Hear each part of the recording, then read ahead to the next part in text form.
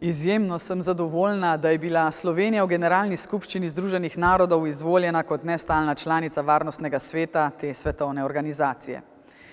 Prejšnja vlada je sprejela sklep, da se v proces odločanja o novi nestalni članici Varnostnega sveta OZN za obdobje 2024-2025 vključi tudi Slovenija kot alternativa kandidaturi, ki se je še do nedavnega zdela povsem samoumevna, njen uspeh pa zagotovljen, kandidaturi Belorusije namreč.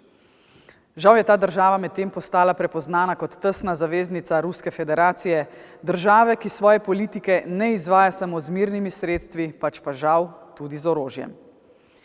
Slovenija je imela zelo malo časa za pripravo kandidature, toda odločitev aktualne vlade, da kandidaturo ohrani, je bila pravilna.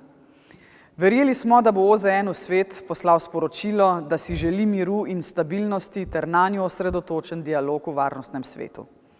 To se je na koncu tudi zgodilo. Države smo prepričali z načelno politiko, jasnimi stališči in pravimi prioritetami, spoštovanjem mednarodnega prava in zavezanostjo mirnemu reševanju sporov, enakostjo spolov in zaščito ranljivih skupin, varovanjem podnebja in okolja. Sloveniji je Organizacija Združenih narodov, skupnost 193 držav sveta, z izvolitvijo zaupala odgovornost, da v varnostnem svetu zastopa načela in cilje, s katerimi smo jih prepričali v času kampanje. Zaupanje moramo sprejeti ponižno in odločeni, da ga bomo upravičili. Vse nas čaka ogromno dela, da bo Slovenija vsem državam tega sveta, ki so jo podprle, in tudi tistim, ki je niso, dokazala, da je konstruktivna država članica. Takšna, ki verjame v vladavino mednarodnega prava, v mir in človekovo dostojanstvo.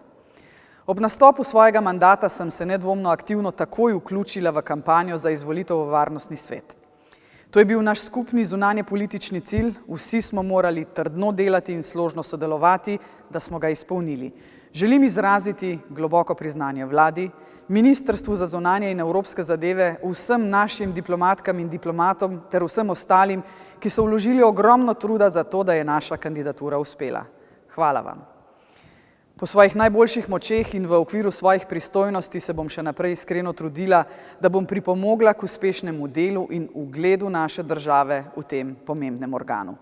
Verjamem, da bomo upravičili zaupanje in visoka pričakovanja.